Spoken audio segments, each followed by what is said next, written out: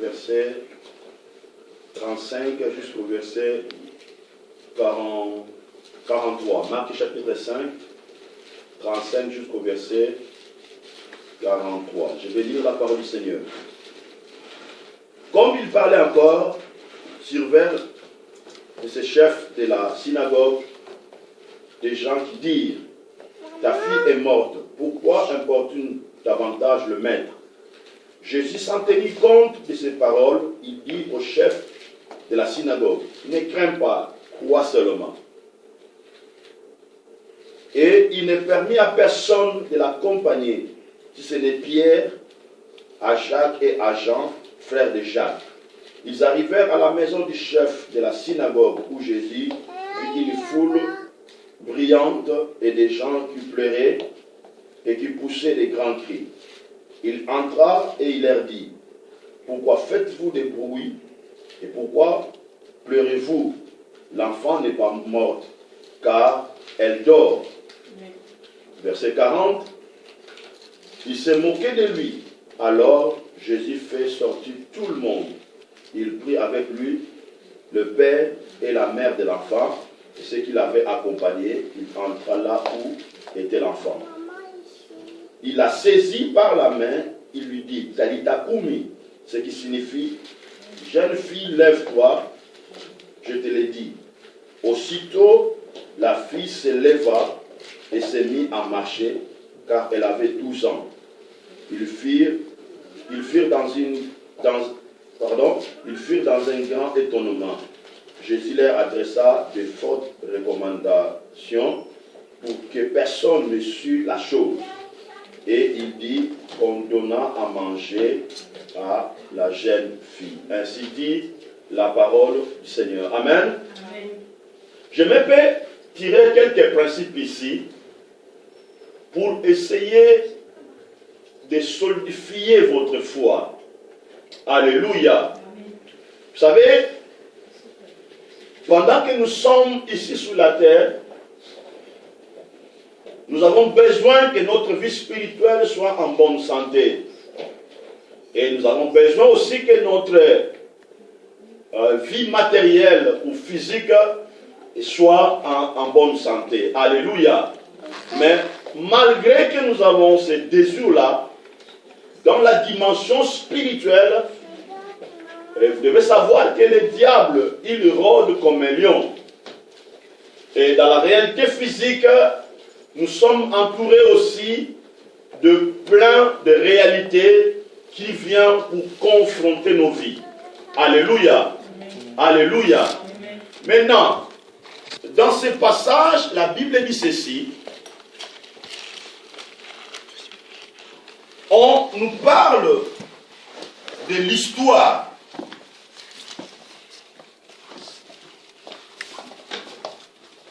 d'un homme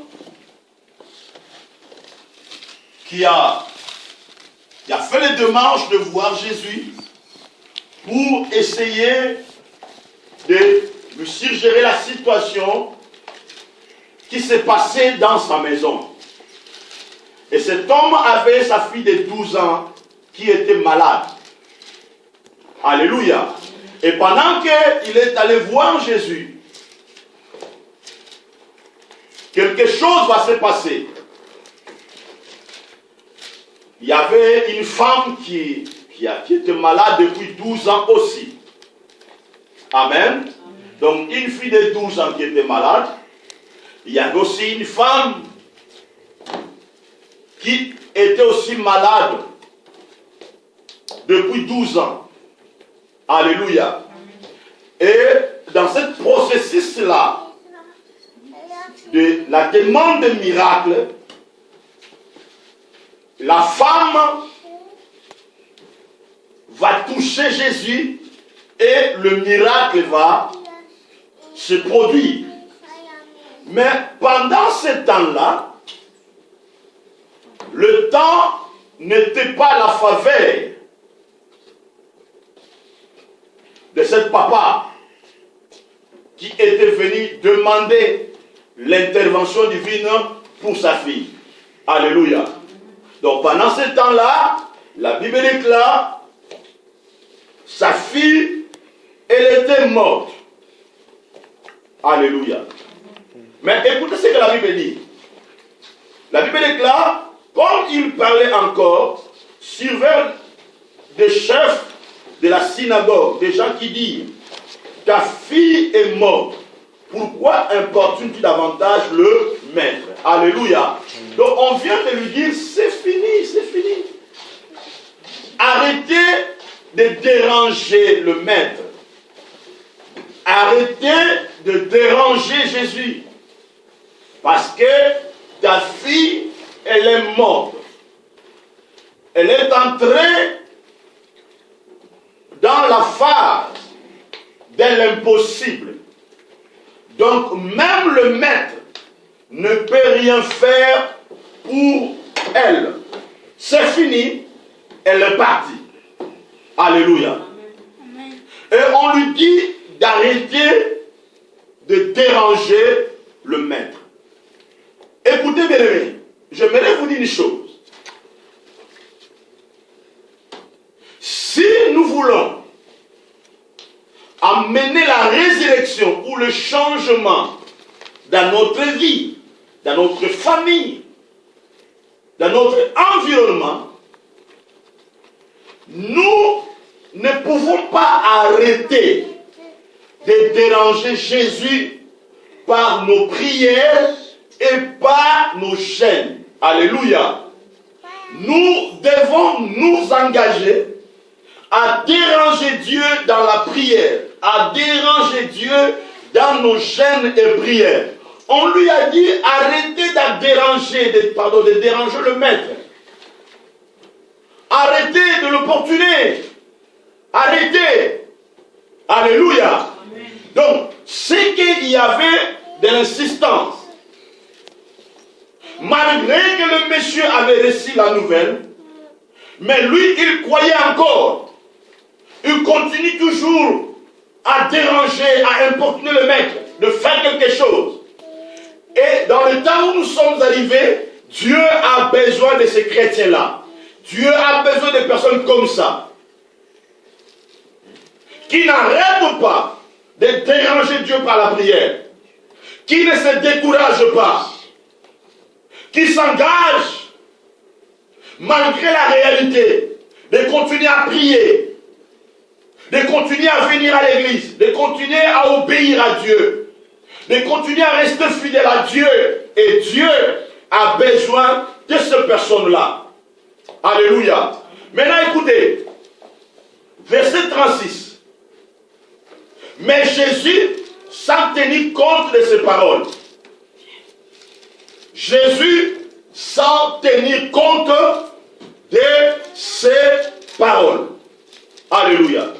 Vous savez, ce qui nous bloque de progresser dans la vie, ce qui nous bloque de grandir dans notre relation avec Dieu, ce qui nous bloque de vivre la gloire de Dieu, ce sont des paroles extérieures que nous autorisons d'entrer dans notre vie. Alléluia. La Bible dit ceci, Jésus n'a pas tenu compte de leurs paroles. Donc, il n'a pas tenu compte de la nouvelle de la mort, de la nouvelle des difficultés, de la nouvelle de l'impossible que les gens ont présenté. Jésus n'a pas tenu compte de leurs paroles. Cela veut dire, Jésus n'a pas autorisé ces paroles-là pour entrer dans son cœur, pour entrer dans ses pensées. Écoutez bien aimés, chaque parole que vous arrivez à tenir compte, chaque parole que vous autorisez d'entrer dans votre vie, ces paroles-là ont de l'impact dans votre vie. Parce que des choses négatives qui entrent dans votre vie peuvent changer votre volonté, peuvent changer votre vision, peuvent changer votre manière de faire les choses. Nous échouons pourquoi? Parce que nous autorisons des choses extérieures. Nous autorisons d'autres gens d'entrer dans notre vie. Au lieu d'autoriser Dieu d'entrer dans notre vie, au lieu d'autoriser que la parole de Dieu entre dans notre vie, au lieu d'autoriser que les choses du ciel entrent dans notre vie. Mais nous,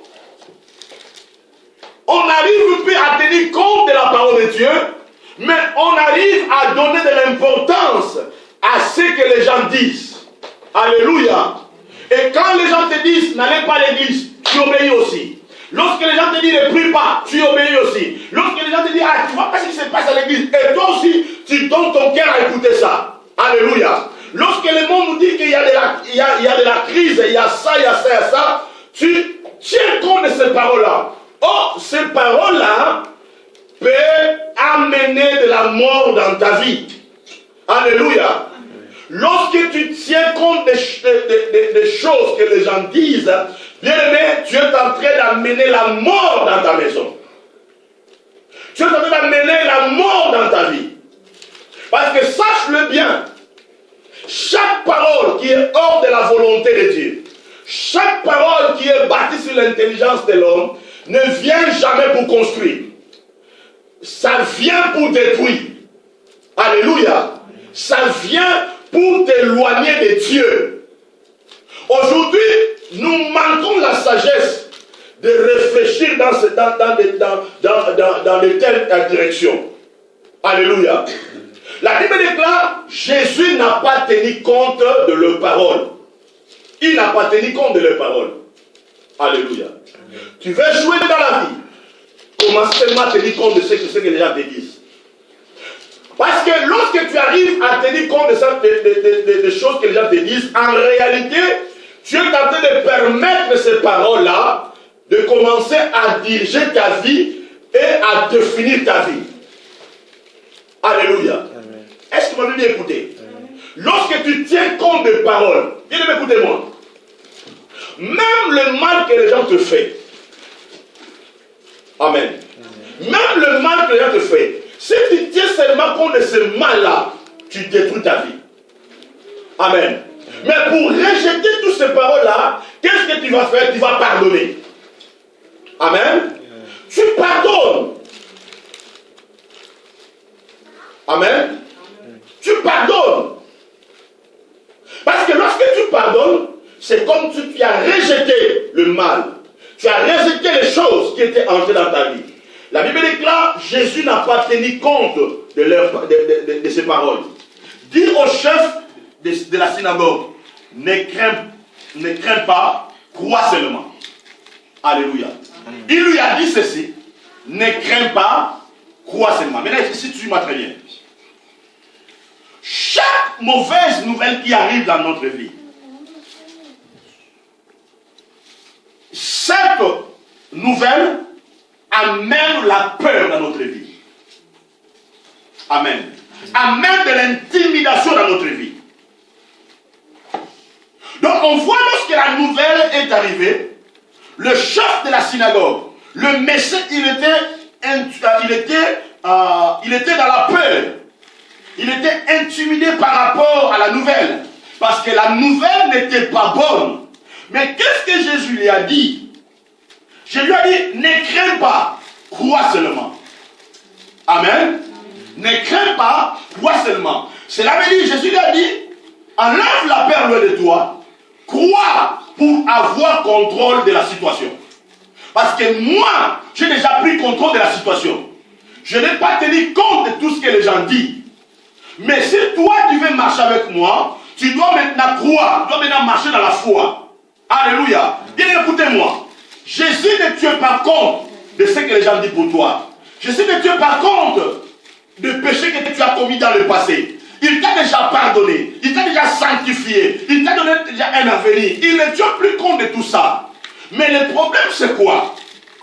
Souvent par notre conscience, on regarde les erreurs du passé, on regarde ce qu'on a fait. Alléluia. Et quand des situations arrivent, souvent nous tremblons. On a peur. Tu dis peut-être c'est mon passé, peut-être c'est ça, c'est mon passé. Il y a peut-être des choses que je fais. C'est ça qui m'a touché à cette manière-là. Mais quand tu marches avec Dieu, Jésus te dit seulement, moi, je ne tiens plus compte de toutes ces paroles-là. Maintenant, ce que Dieu te demande, c'est quoi? C'est de croire. Amen. C'est de croire. Alléluia. Quoi? Pourquoi? Parce que les choses qui sont autour de toi sont mortes. Mais c'est ta foi qui permettra que la résurrection, que le changement arrive dans ta vie. Alléluia. C'est pour cela que je vous donne la bonne nouvelle ce matin, pour te dire que Dieu, Jésus, il ne tient pas compte de tout ce que les gens disent pour toi. Amen. Ce qui préoccupe Dieu, c'est le projet qu'il a conçu pour toi. Ce qui préoccupe Dieu, c'est le plan qu'il a mis en place pour toi. Ce qui préoccupe Dieu, Jésus, c'est l'œuvre qu'il a fait à la croix pour toi. C'est ça qui lui préoccupe. Mais il te dit seulement, crois, ne crains pas. Alléluia. Ne crains pas. Verset 37. Il ne permet à personne de l'accompagner. Ce n'est à Pierre, à Jacques et à Jean, frères de Jacques. Amen. Il n'a pas permis à personne de l'accompagner. Ce n'est que Pierre, Jean et Jacques. Il n'a pas permis à personne de l'accompagner. Alléluia. Jésus ne permettra pas que d'autres personnes puissent s'infiltrer dans ta destinée. Il ne permettra jamais ça. Alléluia. Il ne permettra jamais que ton passé, que les gens puissent venir entrer dans ta destinée.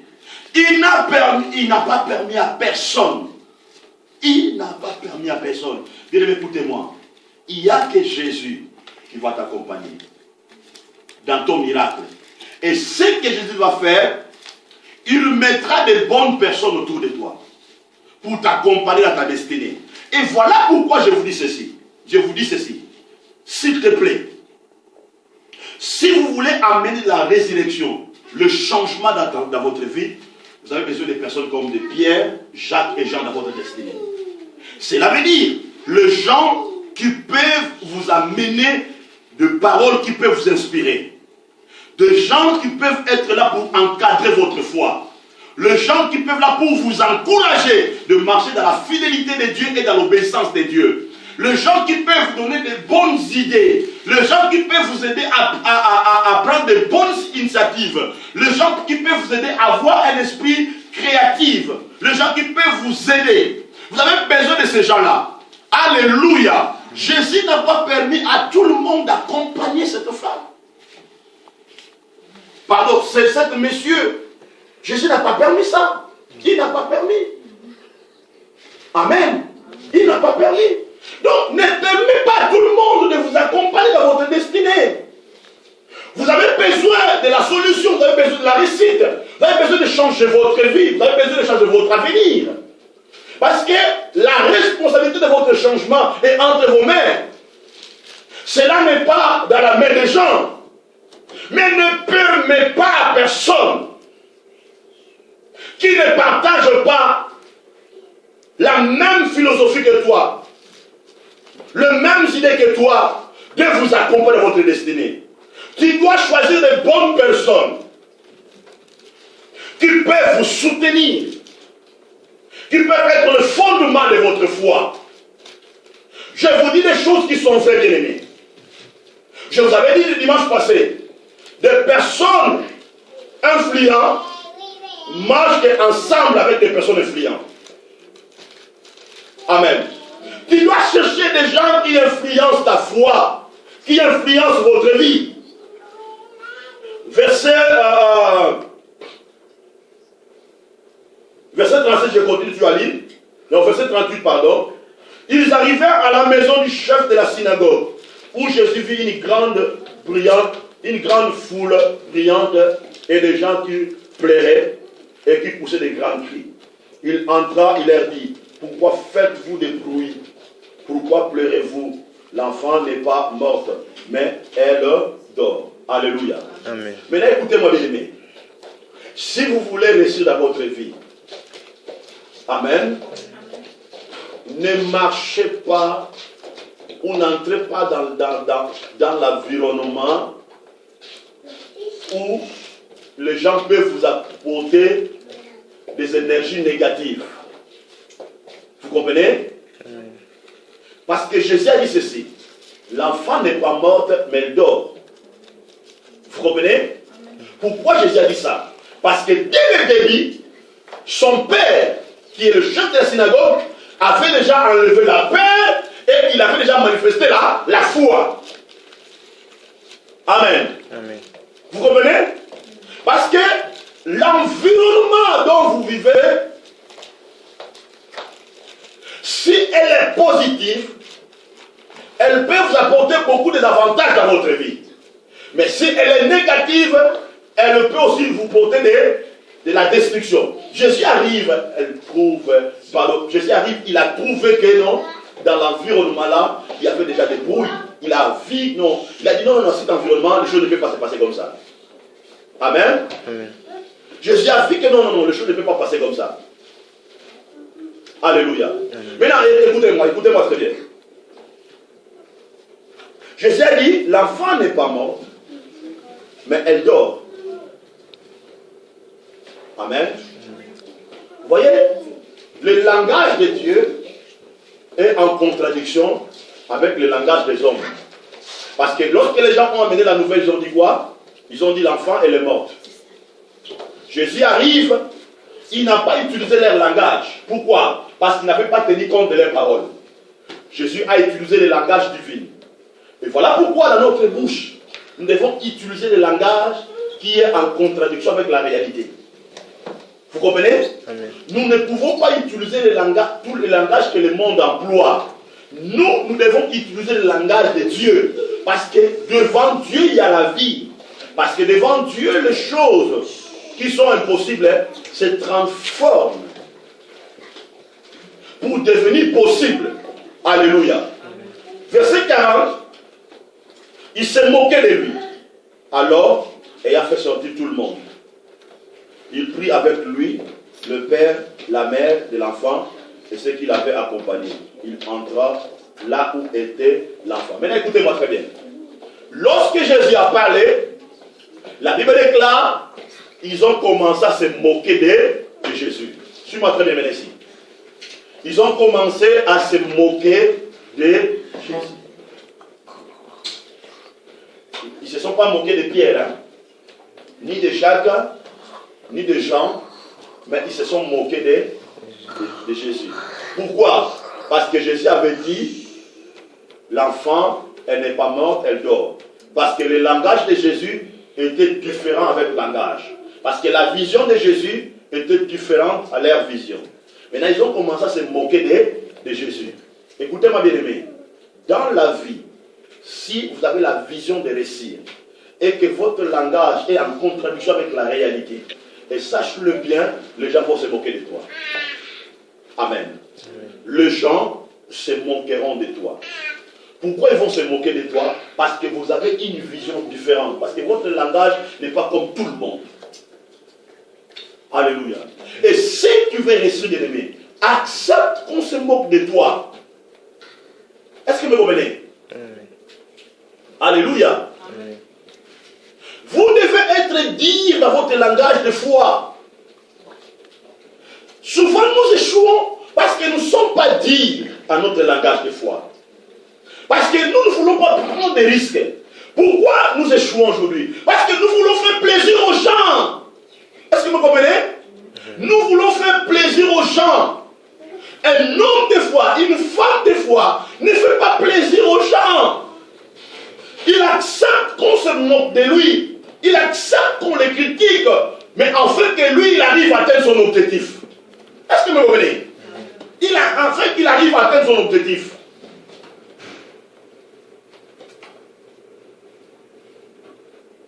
Vous savez, moi, j'étais déjà... Un jour, j'évangélisais en Afrique. Je prêchais la parole de Dieu. Et là où je prêchais, que la parole que je prêchais, ça ne concernait pas la personne qui était en face de moi. Il y avait son oncle qui était à la maison. Que pendant que je prêchais la parole, il touchait son oncle. Et son oncle, il est sorti avec le machette, il était en pleine colère. Il m'a dit, mais si tu ne te mets pas debout ici, si tu ne sors pas ici, je vais te couper. Mais je pris le risque. J'ai partagé la parole. Et aujourd'hui, je vous dis, la personne dont j'avais évangélisé, elle est aujourd'hui la servante de Dieu. Et cette personne-là, elle s'est mariée à un pasteur.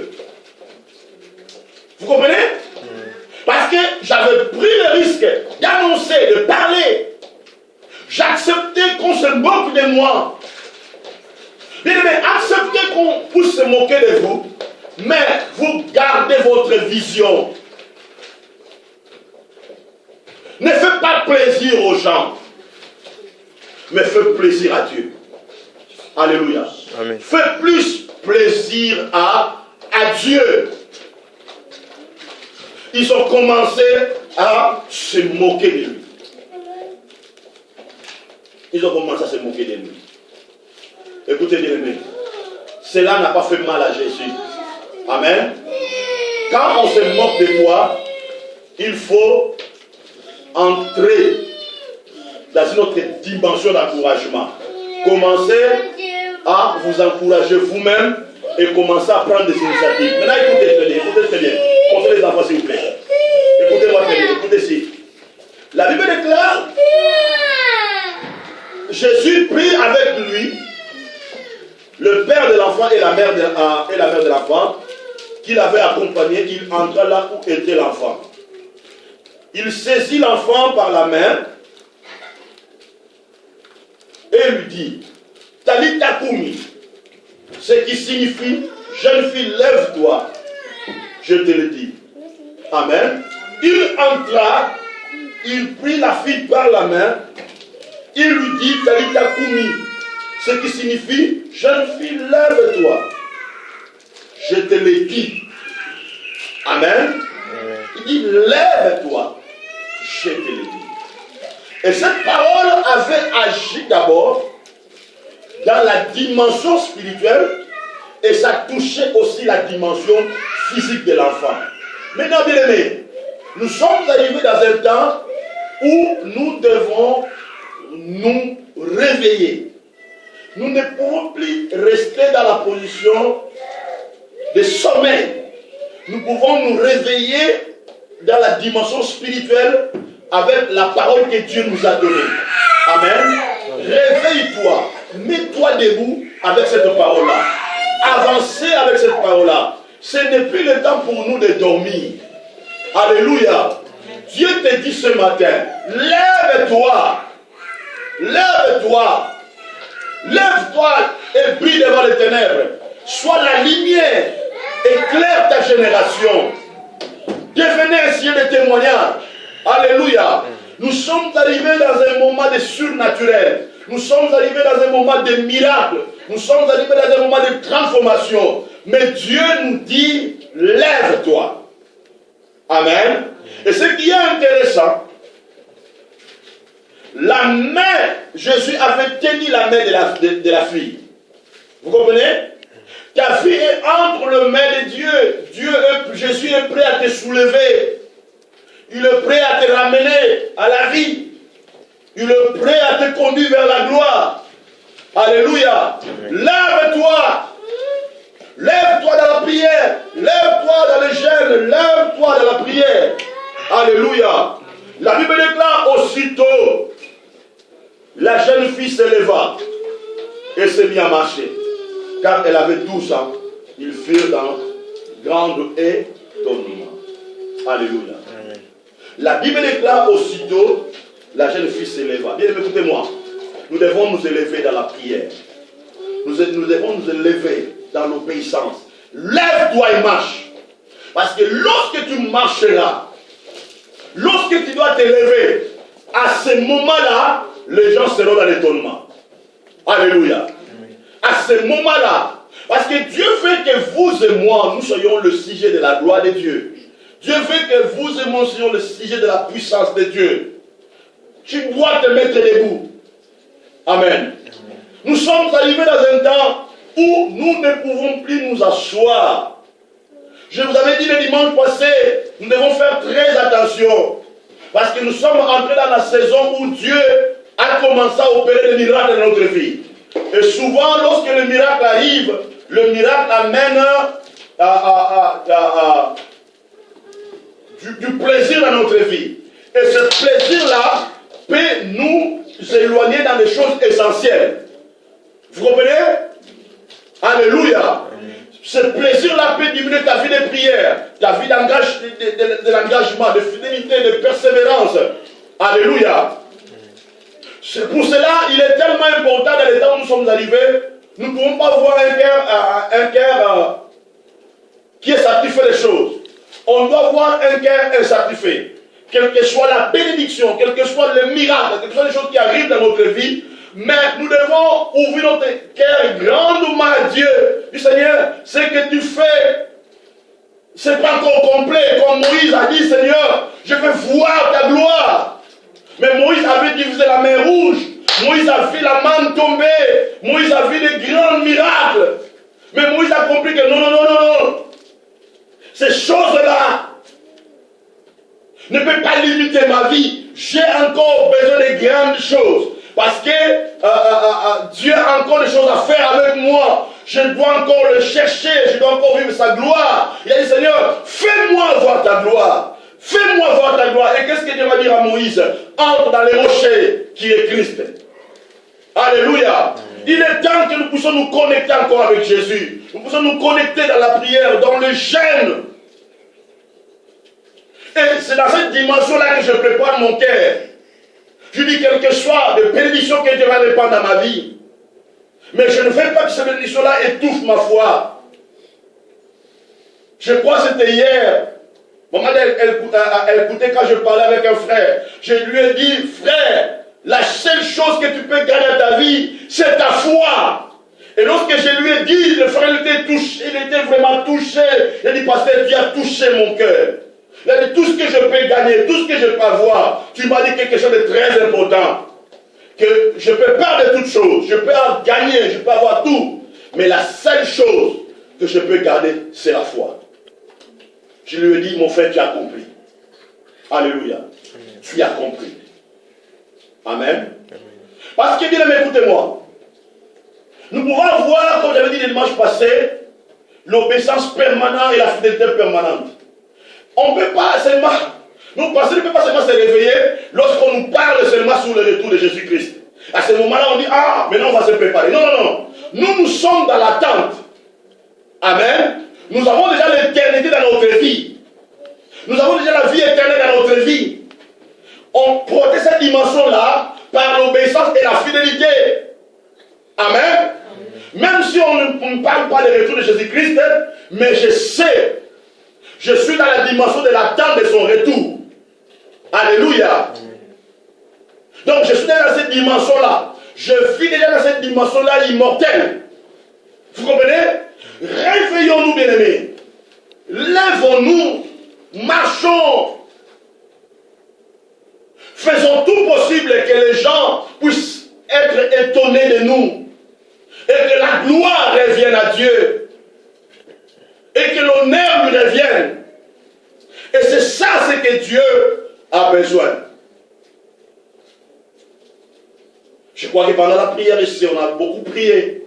On a prié pour les chrétiens qui sont persécutés. On a prié pour les chrétiens qui sont déjà sont en plein refroidissement. On a prié pour des pasteurs. On a prié ici. Parce que c'est dans des dimensions-là que Dieu nous appelle. Et j'aimerais que chacun de nous se réveille ce matin.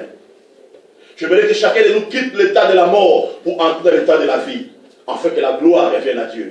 Que Dieu bénisse. Amen.